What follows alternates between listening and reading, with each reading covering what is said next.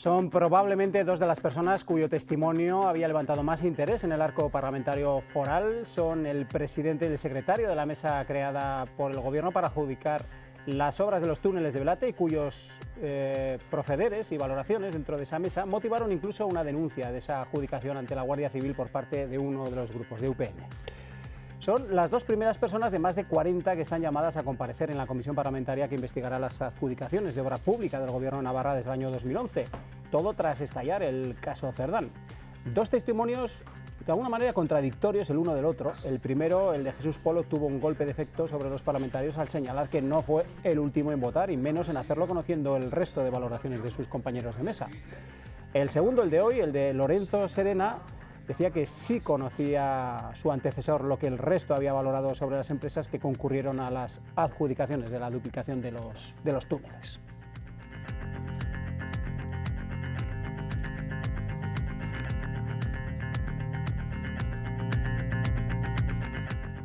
¿Qué tal? ¿Cómo están? Muy buenas noches. Es el dilema que planteamos en este programa de hoy, que de alguna manera ha abierto, como decimos, esta ronda de comparecencias en esa comisión de investigación del Parlamento de Navarra, que mantiene las espadas por todo lo alto para tratar de depurar responsabilidades políticas sobre esta cuestión, la adjudicación de obra pública por parte del Gobierno de Navarra desde hace ya un tiempo. Comenzamos.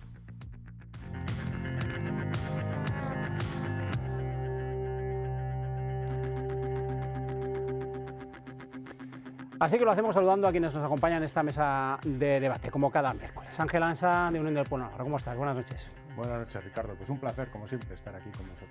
El placer es nuestro. Javier Lecumberri, Partido Socialista. ¿Qué tal? ¿Cómo estás? Buenas noches. Muy bien. Buenas noches. Un placer igualmente estar aquí con todos ustedes. El placer también es nuestro.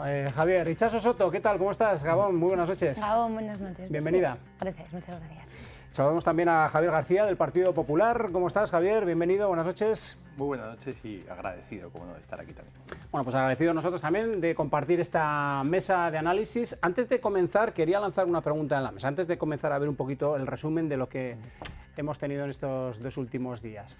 Dos comparecencias, como decíamos, las dos de alguna manera muy esperadas, no sé si las más, pero desde luego muy esperadas por el perfil de las personas que lo hacían. Brevemente, ¿qué conclusión, así, grosso modo, saca Unión del Pueblo Navarro de estas dos comparecencias, la de hoy y la de ayer?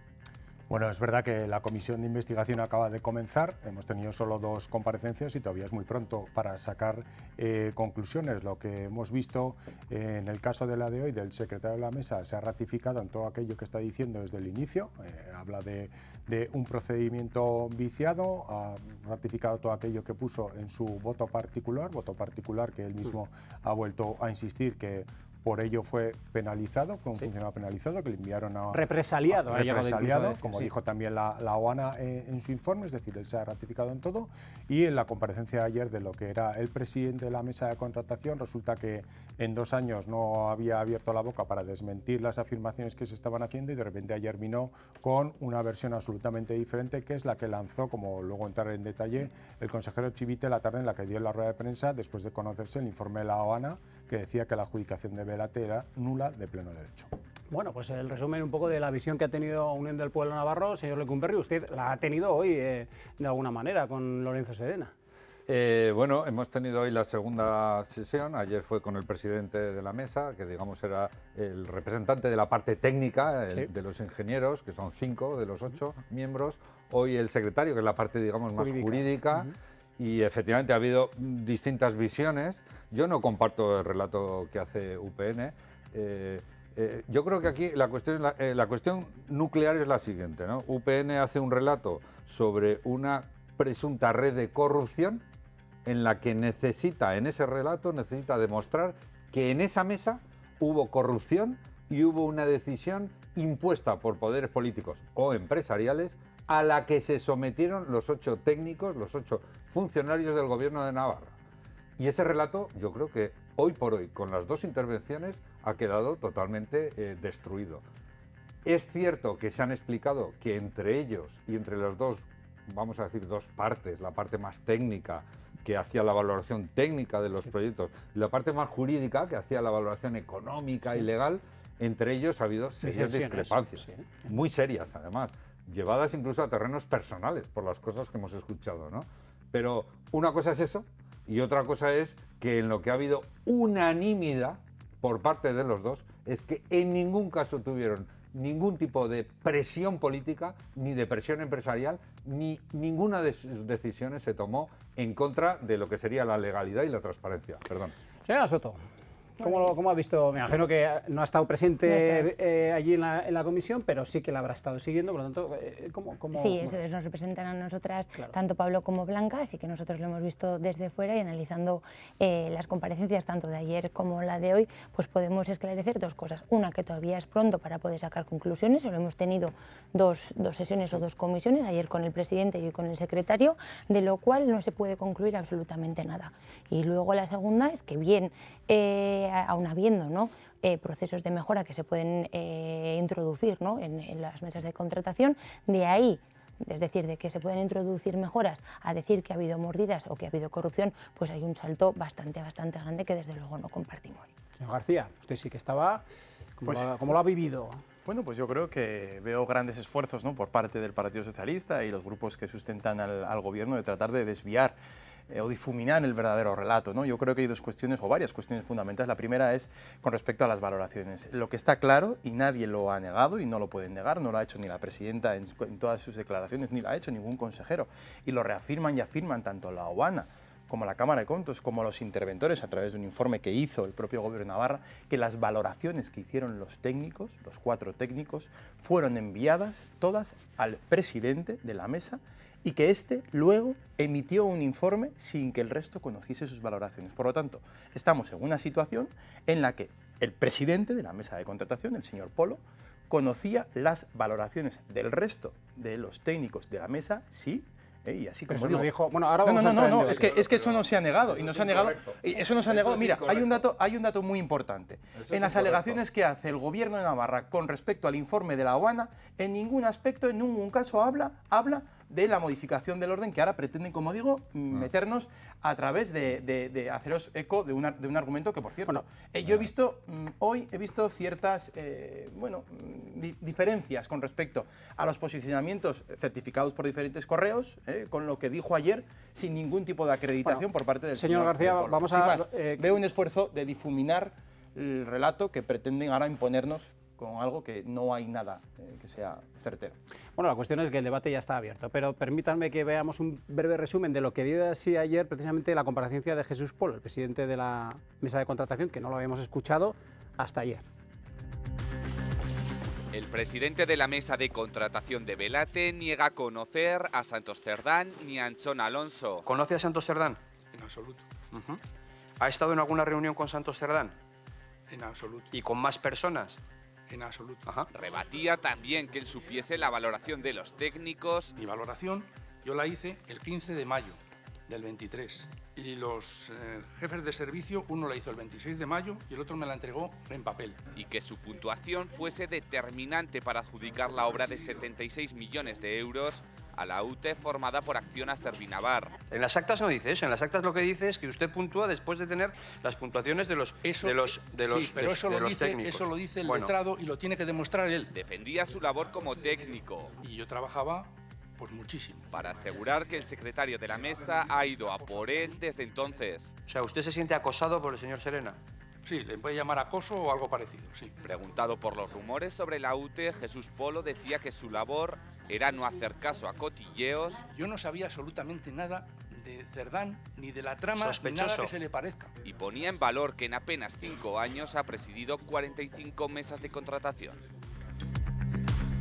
Para el Partido Socialista, el presidente de la mesa de contratación es una víctima de la derecha. Es una lástima, necesitan un culpable, necesitan que usted sea culpable, porque si usted no es culpable, se les cae el invento. Que respondía diciendo que esto le ha pasado factura a nivel personal. Me acabará saliendo alguna enfermedad, aunque tengo buena salud, porque estas cosas luego vienen. Él mismo reconocía que se celebraron reuniones sin orden del día y sin actas, aunque reitera lo dicho. Se ratifica en que usted hizo el tercero, la valoración. Sí. Es decir, que votó justo en medio de todo este procedimiento. Tengan en cuenta que me quedaron muy poquitos días para hacer el conjunto. Si no hubiera hecho yo el mío, es que me hubiera sido imposible. Porque usted no deja constancia en ningún momento de que su valoración técnica lo hace antes del resto de compañeros? Pues que lo hace el 15 de mayo. Pues no lo diría. Define la mesa de contratación como una guerra abierta entre técnicos y jurídicos. Es la primera vez que le cuestionan, vamos a decir, la motivación técnica que expone para su puntuación, que la parte jurídica se la cuestiona. De acuerdo.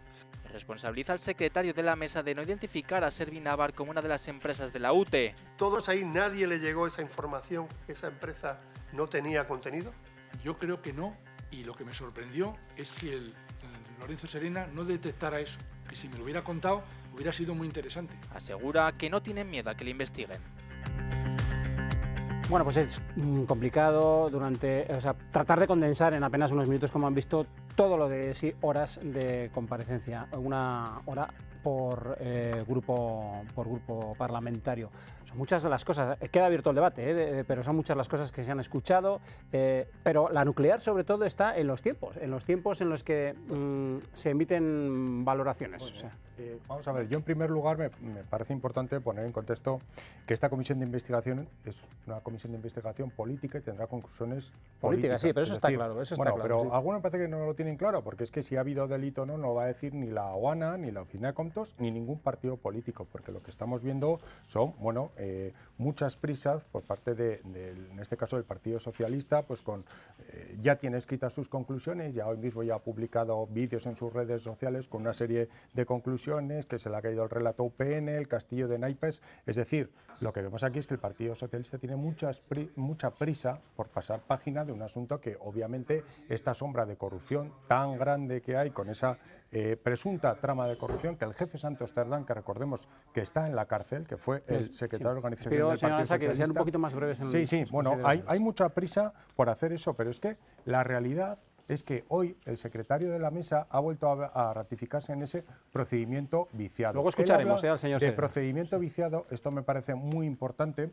porque ha dicho que hubo una intervención temporal posterior, es decir, el señor presidente de la mesa, el señor Polo, terminó de recibir las puntuaciones del resto de los miembros de la mesa, que entre ellos no se conocían, el 26 de mayo. Y hasta el 31 de mayo no le envió el informe al secretario de la mesa. Por tanto, el secretario se ha ratificado en que ese procedimiento está viciado por el sistema de votaciones, no por el orden, porque además el señor Polo, que se sacó esa nueva versión, que como digo que es la que dio el gobierno de Navarra, el señor Chivite, y es a la que se está agarrando, no tiene forma de acreditarlo, porque resulta casualmente su ordenador sí es formatado. Y una última cosa que hoy ha dicho el señor Serena... Luego escucharemos también al señor Serena. Pero me parece importante decir que él ha afirmado también que este procedimiento es nulo de pleno derecho, coincidiendo con lo que dice el informe de la ANA. Lo ha dicho hoy el secretario de la mesa. Coincidiendo con lo que dice, para que puedan ustedes coincidiendo con lo que dice el informe de la ONA, pero en contra de lo que le dice el informe de la Cámara de Contos, en contra de los servicios jurídicos, lo digo yo, en contra de los servicios jurídicos y en contra de la intervención general. Pero dicho esto, el Partido Socialista lo único que tiene prisa, y eso es verdad, en que se aclare toda esta situación para que algunos dejen de utilizarla para ensuciar y para embarrar la política navarra y a la administración navarra. UPN en este caso, con la explicación que ha hecho, lo que pretenden demostrar es que la valoración se hizo en el último momento por parte del presidente con la intención de orientar la contratación hacia una empresa determinada. Fíjese usted el delito grave con el que está planteando al presidente, que por cierto es 1 de 8.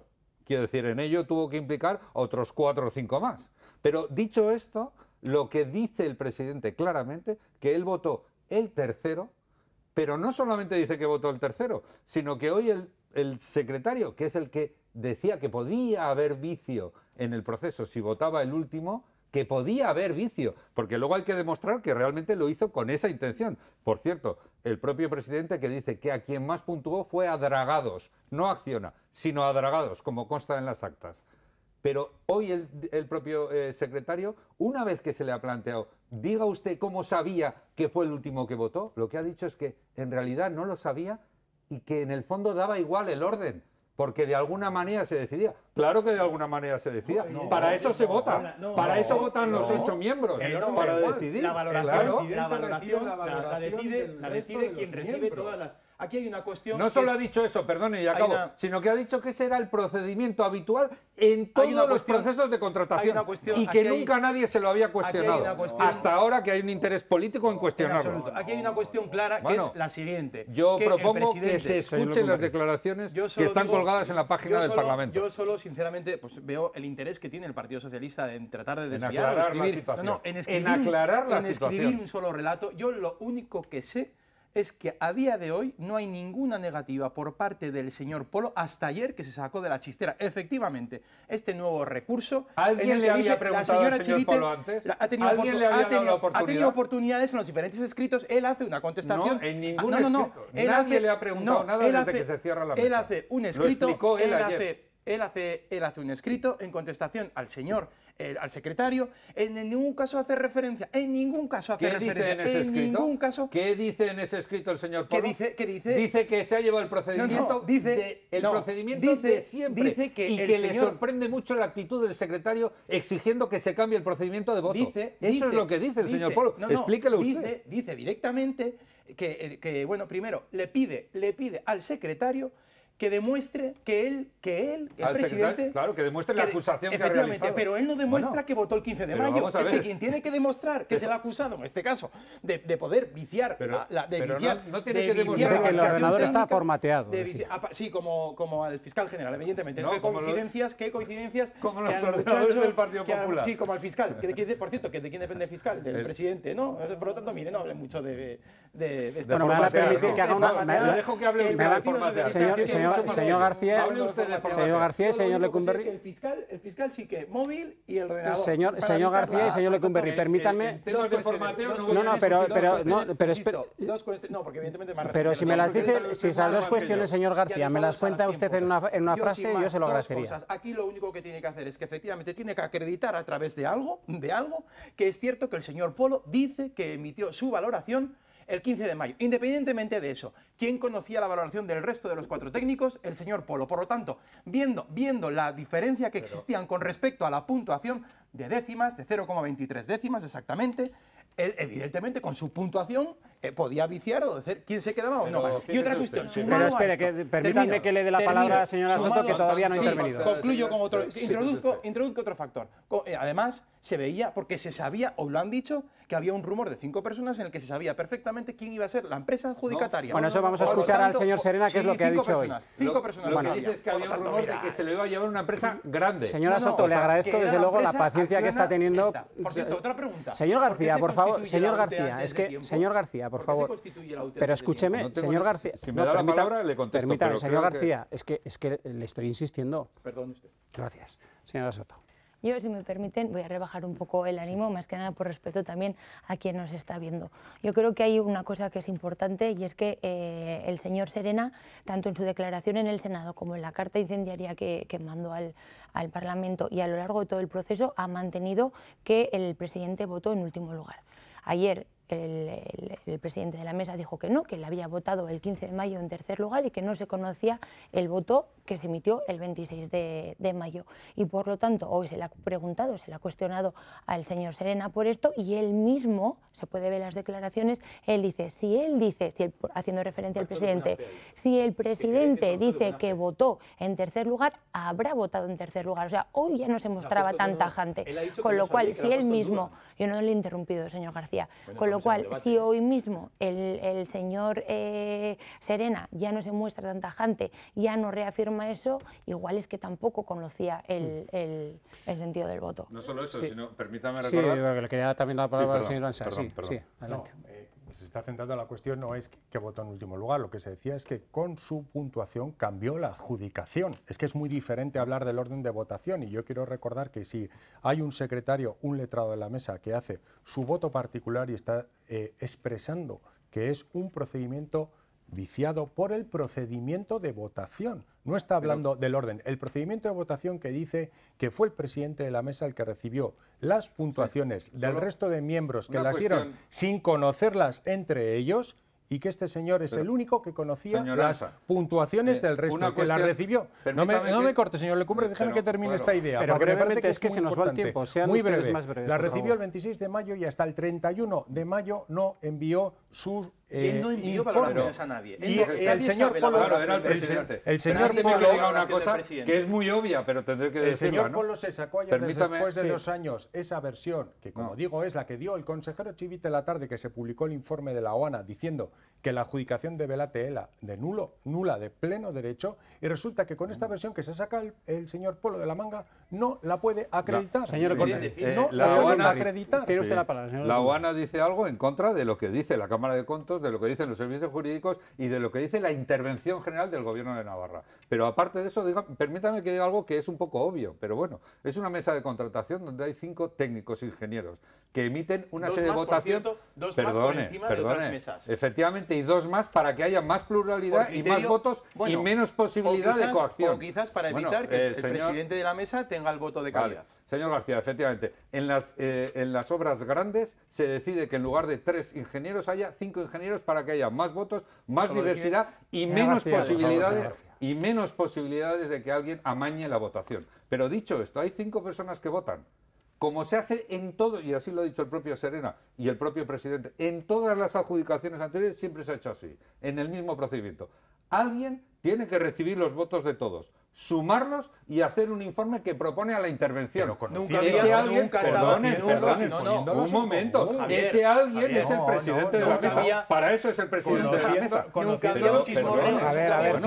Señor García, si va a poder usted hablar, pero deje de terminar. Esos 5 ingenieros son los que votan. El presidente de la mesa recibe los votos y hace el acta final. El presidente ha dicho, ni siquiera fui yo el último que voté, voté en medio. El secretario ha dicho, me da igual, porque el que votó influyó en el resultado final. Claro, los 5 que votaron influyeron en el resultado final, porque es la suma de 5 votos. Pero vuelvo a repetir, el propio presidente, y viene en las actas, no votó a Acciona, votó a otra empresa. Y siento decirlo, que votó a otra empresa que no era Acciona, y quizás he cometido la torpeza de decir el nombre de la otra empresa y se me ha escapado, pero bueno, está en las actas del Parlamento. Es muy sencillo, sumar las puntuaciones antes de la emisión del voto del señor Polo y ver quién se quedaba y quién se adjudicaba si haces esa empresa. Ejercicio con el resto de votos, ocurre lo mismo. No, señor en absoluto. Señor García, coja usted el Excel. Con cualquiera de ellos, si limita su voto, cambia el final. Porque son 5 votos. Cambia con la votación única y exclusivamente. Pura matemática, señor García. Pura matemática. Señor Lecumberri, vamos a pura matemática. Si sumamos la votación de los 4, no contando al señor Polo, es otra empresa a la que se le licita la obra. Sin embargo, la puntuación del señor Polo lo transforma y hace que la UTE, por cierto, creada un mes antes de la adjudicación de la obra, justamente se queda esta obra. Por lo tanto, insisto, la valoración final, conociendo el resto de valoraciones, la hace el presidente de la mesa de contratación, el señor Jesús lo que sí que parece Polo, claro es que... Y luego hay otra cuestión, otro factor diferente. Había un chismorreo en el departamento, que todo el mundo, que por cierto, ya no solo en el ámbito del departamento, sino en el ámbito empresarial, que se sabía que esa adjudicación iba a ser a esta empresa, justamente. Vamos a hacer una pequeña pausa enseguida para la publicidad. Después escucharemos lo que ha dicho hoy el señor Serena acerca de todas estas cuestiones y las consecuencias incluso que algunas de ellas tuvieron sobre su propia persona. Pero apuntado el señor Lecumberri al comienzo de su intervención una cuestión que me parecía interesante sobre las disensiones dentro de los componentes de la propia mesa que incluso rozaban lo personal. Ayer decía el propio señor Polo, tildaba de acoso al que le podía haber sometido el señor Serena, que hoy no ha querido entrar, sino todo lo contrario, ha tenido en su primera intervención, creo recordar, un mensaje un poquito más conciliador en cuanto a las relaciones que había, ¿no? Pero sí que es verdad que, bueno, pues que había diferentes pareceres. Señora Soto, ¿usted qué peso le da a eso? Al hecho de que hubiera dentro de la propia mesa de contratación, al parecer, diferentes cuestiones que rozaban lo personal incluso, ¿no? Más allá de lo profesional. Bueno, pues desde luego nosotros, en este caso, como decía yo, no estoy dentro de la comisión de investigación, están Pablo y Blanca. Pero bueno, con lo que he escuchado. Desde luego, nosotras insistimos, es un proceso totalmente, le damos el valor de un proceso totalmente riguroso y totalmente serio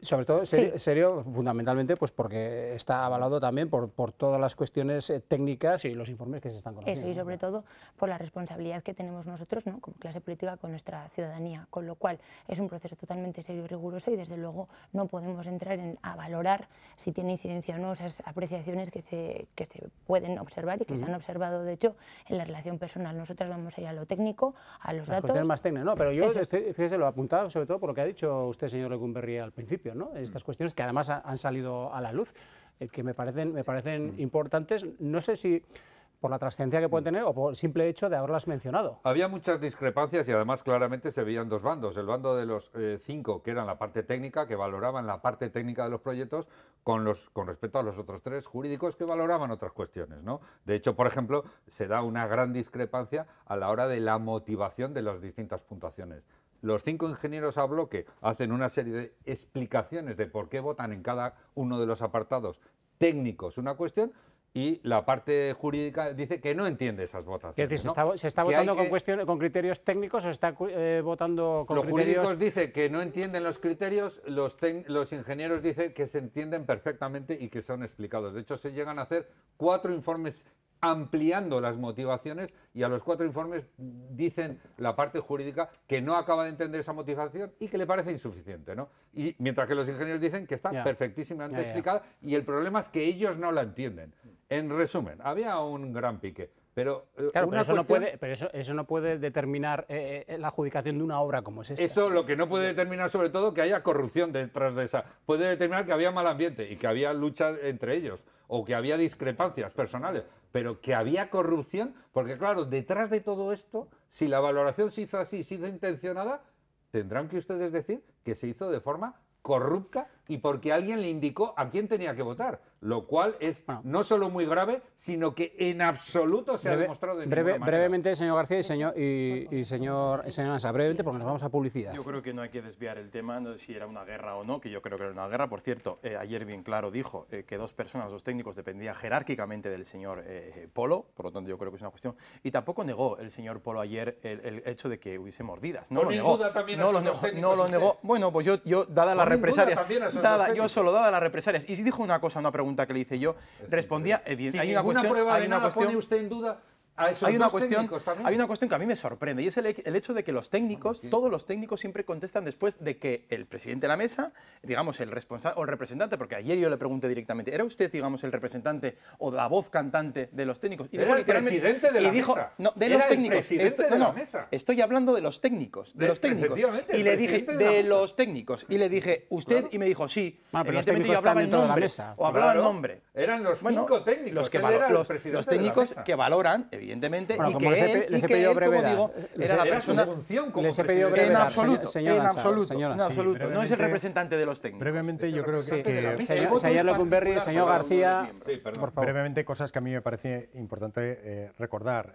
No hay un informe de Comptos sobre la adjudicación de Velate. En el informe de las cuentas de 2023 había un apéndice que introduce Comptos, que ahí habla del incumplimiento de los principios de transparencia e igualdad, y habla también que no se garantizó la imparcialidad de las puntuaciones y que esta adjudicación debería haberse enviado a la Junta de Contratación. Me parece muy importante ese aspecto de las puntuaciones porque, como he dicho antes, los letrados están en la mesa de contratación para garantizar la legalidad, que se está cumpliendo todo el procedimiento administrativo. Y en el voto particular del señor Serena, que lo tengo aquí, deja bien claro que las puntuaciones de cada uno de los miembros no se hicieron en una puesta en común como se hace en otro tipo de mesas para ver esas valoraciones. Insiste que el procedimiento es viciado porque esas puntuaciones, y lo pone aquí el informe, puntuaciones de cada miembro sin comunicación previa entre ellos, ni puesta en común posterior con remisión al presidente de la mesa. No. Y además, ¿puedo terminar? ¿Puedo terminar, señor Lecumberri? Es que estoy leyendo el informe. Pero termine, señor. Tal cual. Puntuaciones personales de cada miembro sin comunicación previa entre ellos, sin una puesta en común que se envía al presidente, y vuelvo a repetir lo que ha dicho el señor Serena, la adjudicación es nula de pleno derecho. Permíteme muy rápidamente. Lo que dice el señor Serena es un procedimiento viciado. Lo que dice el señor Serena es que por primera vez propone que se haga un procedimiento de puesta en común, en contra del procedimiento habitual que era el que se hizo ahora y el que se ha hecho siempre. Vámonos a publicidad. A la vuelta escucharemos al señor Serena y también las reacciones que ha dejado, algunas de ellas, la sesión de esta mañana. Hasta ahora mismo.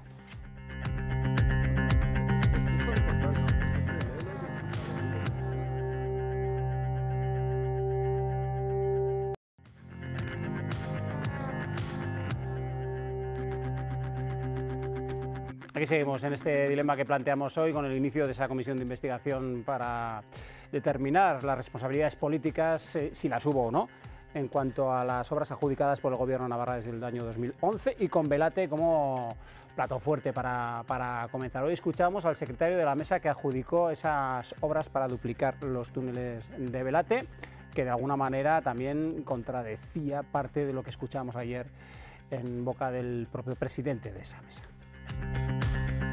El secretario de la mesa de Velate se ratifica en su postura. Pero en ninguna otra obra a mí me han dicho 5 miembros de la mesa que se sabe quién se la va a llevar. Y luego ha resultado que es esa. Él fue uno de los integrantes que emitió un voto particular expresando sus dudas sobre el procedimiento. O sea, aunque yo quisiese que se lo llevase mi amigo del alma, yo no doy puntos. No puedo lograrlo. Por el que la Oficina Anticorrupción falló que fue represaliado. Y luego, en fin, la gracieta esta de mandarte al andave. Ha asegurado que tanto el consejero de Cohesión Territorial como el director de Obras Públicas eran conocedores de la demora en la adjudicación. Lo que estaba ocurriendo en esa mesa de contratación lo tenía que conocer el consejero, lo tenía que conocer el director general. Imagino que sabrá cómo funciona un contrato, pero bueno, de eso a deducir pero fue a pedir explicaciones, pero a mí no me ordenaron nada, ni me presionaron, ni me coaccionaron. Y se defendía diciendo que él no tenía por qué comprobar la composición de la UTE. Va a esta otra, a Servinava, y dice, no, y está en blanco, no hay. No hay.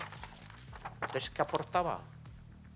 No sabemos qué aportaba. Aprieten ustedes a los socios. Casi al final de su primer interrogatorio... Esto está en la Oficina Anticorrupción, no digo más. Desvelaba que el tramo 3 de la N121A está siendo analizado. Puede haber gente que interprete que, bueno, como se le iba a adjudicar a una UTE las obras de Velate, pues había que adjudicarle a otra empresa el tramo 3. Pues no sé. No sabe. Dice que se bloqueó con las valoraciones ya entregadas. ¿Cree que el último que votó, que en este caso, por lo que los datos que tenemos fehacientes, fueron los directores de servicios, lo hicieron de forma viciada y con interés, o que alguien les había indicado qué es lo que tenían que votar? Yo creo solo en Dios, de lo demás quiero estar seguro. Porque usted ha partido del error de que la última persona que recibe las 4 votaciones, conoce esas 4 votaciones y hace la suya. Claro. Y eso, pero es que eso no fue así. Pero a ver, bueno, eso lo dice una persona y yo digo que ante la mera sospecha... ¿Y usted tiene alguna prueba de que no fue así? No tengo ninguna prueba de cómo fue.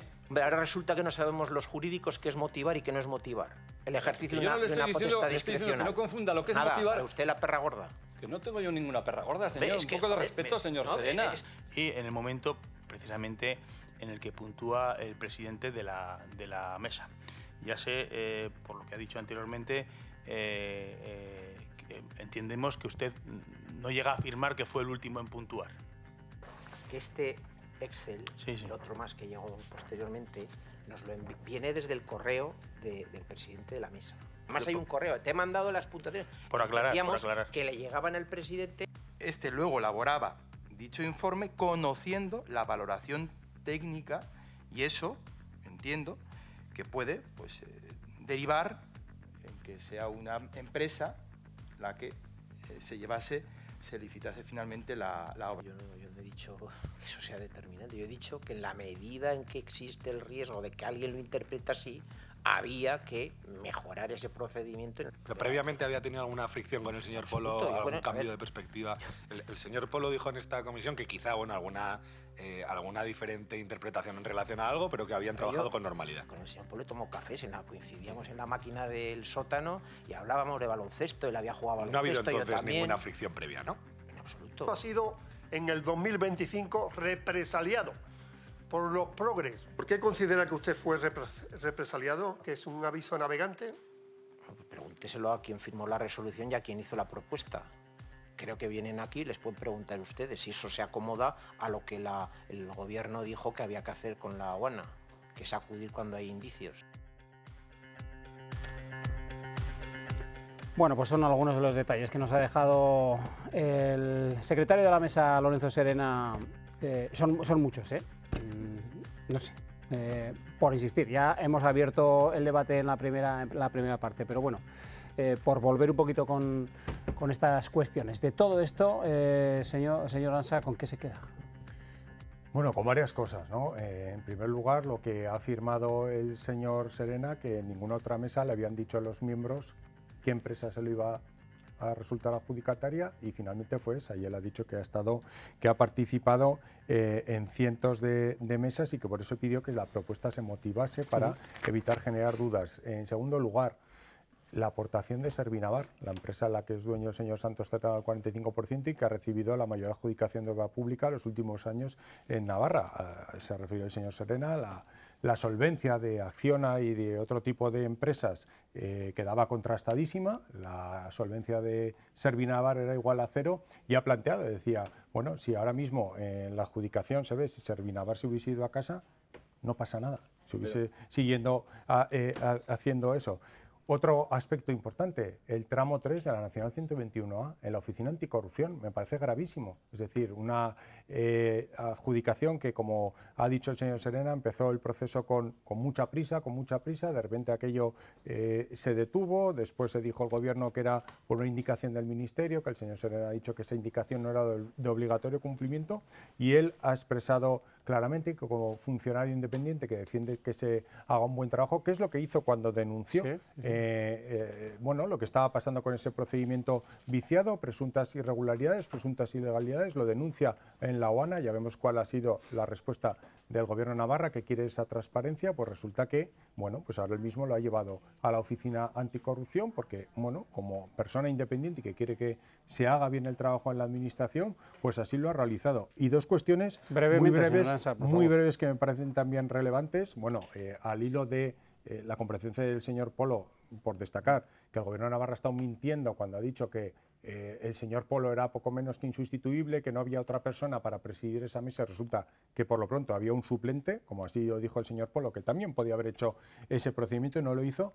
Y en segundo lugar, un aspecto muy grave, el señor Bernardo Ciriza mintió en el Senado cuando dijo que se enteró de todo esto por la prensa, y resulta que hoy el señor Serena ha contado una reunión en el Departamento de Obras Públicas en la que estaba el señor Ciriza, es consejero de Cohesión Territorial, y el director general de Obra Pública. Habrá tiempo para cruzar datos, desde luego. Claro, han sido 7 horas a intentar resumirlo y contrarrestar y explicar todas las cosas que ahora yo creo que se están tergiversando, pues es complicado. Pero por empezar por el final, lo que dice el señor Serena, que el consejero entonces Ciriza y el director general efectivamente hablaron con el director del Servicio Jurídico de Cohesión, no con él ni con miembros de la mesa, y se interesaron por cómo iba el expediente, porque corría mucha prisa a empezar las obras del túnel, porque la Unión Europea ya había hecho un requerimiento para meter una sanción. No preguntaron a quién eran, cómo estaban votando. Dijeron, ¿cómo vamos de plazos? Porque corre prisa, porque viene la Unión Europea y nos está haciendo un requerimiento y nos va a cerrar el túnel y va a obligar a la gente a subir por el puerto. Eso lo ha explicado el señor Serena, por eso hay que explicarlo todo. Que no hubo presiones, decía. No hubo ningún tipo de presión sobre a quién o cómo. La única presión que hubo, que se ha reconocido desde el principio, es que es una obra importante y urgente, porque llevábamos desde el 2019 con caducada el último permiso y con la espada de Damocles de la Unión Europea de cerrar el túnel.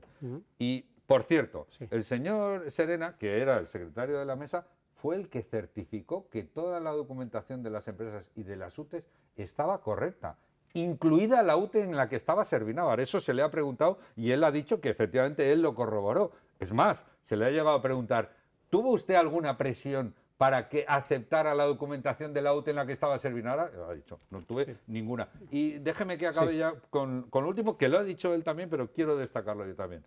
Lo ha dicho él, ni le ordenaron, ni le presionaron, ni sufrió ninguna indicación, ni política, ni de ningún tipo sobre a qué empresa, ni cómo había que adjudicar esta obra. Eso lo ha querido remarcar, sí, señora Soto. Sí. Bueno, yo me quedo con una pregunta que le han hecho directamente hoy en comisión al señor Serena, y es que le han preguntado directamente si puede constatar o si puede afirmar si ha habido corrupción o no, y él mismo dice que no puede justificar y que no puede decir si sí o si no. El representante de UPN, me parece que era. no sé si el portavoz de UPN, pero él, o sea, a mí lo que me importa es la respuesta. Él dice que no tiene la información ni los argumentos suficientes como para decir si ha habido corrupción o no. Él vuelve a insistir en que a lo largo del proceso hay mejoras que se pueden dar, con lo cual, oye, eso es una cosa que hay que poner las mejoras pertinentes para que no vuelva a suceder esto, pero de ahí a decir que desde luego hay corrupción, pues como he dicho antes, pues son dos cosas totalmente distintas. Y en cuanto al informe de la ONA que UPN vuelve a incidir en el tramo 3 que le preocupa, evidentemente nos preocupa a todos, hoy está en manos de la ONA, cuando salga el informe pues lo valoraremos y se meterá en comisión de investigación como ha habido todo, pero no podemos adelantarnos a hacer conjeturas. Esa OANA que con tanta inquina criticó el propio UPN cuando se creó y que le quitó toda credibilidad. Y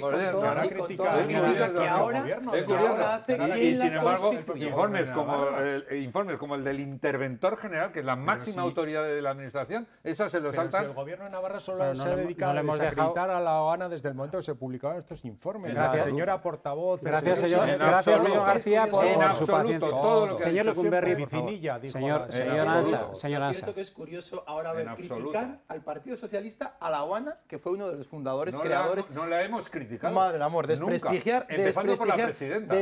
Pues por eso mismo, la propia presidenta el 12 de junio decía una cosa diferente. Lo primero que dijo es que respetaba absolutamente las decisiones de la OANA. Bueno, básicamente otra cosa es el derecho a alegar. Y que les había puesto un poco colorados, había dicho. Había dicho que el informe de la OANA, lo dijo en esta casa, les había puesto colorados. También dijo que no le habían dejado presentar alegaciones. Efectivamente. Dos cuestiones fundamentales con las que me quedo yo con la comparecencia del secretario de la mesa. La primera, un dato importante, el hecho de que la UTE se constituye un mes antes, procedimiento que no viene siendo habitual, sino que la UTE se constituye una vez adjudicada la obra. En este caso la UTE en la que participa Servinar, o sea, el señor Santos Cerdán, oye, se constituye un mes antes.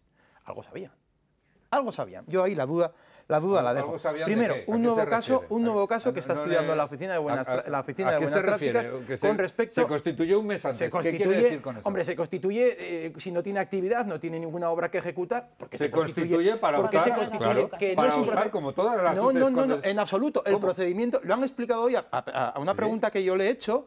Cuando dice eso él, que el procedimiento habitual es que la UTE se constituye una vez adjudicada una obra. En este caso, en la mayoría de los casos, él no conoce ningún caso en el que la empresa, la UTE, lo ha dicho yo, a pregunta que le he hecho yo, él no conocía ningún caso en el que la UTE se constituye antes de la formalización de un contrato después de haber licitado una obra. Y segundo, a Lorenzo Serena se le aparta una vez finalizada la mesa de contratación, cuando el procedimiento habitual es que el mismo secretario, o sea, el mismo letrado, continúe con la ratificación del contrato, que sea el letrado. ¿No ha escuchado las explicaciones del señor Serena cuando ha empezado? A pregunta que le he hecho yo, él dice, bueno, libre interpretación del porque a mí se me retira. Y luego otra cosa fundamental que también la considero fundamental. Una persona que ha sido represaliada y que se la ha mandado al andamio. Por lo tanto, miran, no sé si puede influir también en que otras personas hablen, digan la verdad, claro, teniendo en cuenta cómo actúa el departamento, conociendo también las formas, evidentemente, lo del andamio, ya lo hablaremos otro día, pero parece como si fuera pues no sé, la cárcel del Andave, ¿no? O el campo de concentración del Andave. Persona que hace hablar de represaliado del Andave y que se le pone a un sitio, un espacio, no tiene nada que hacer.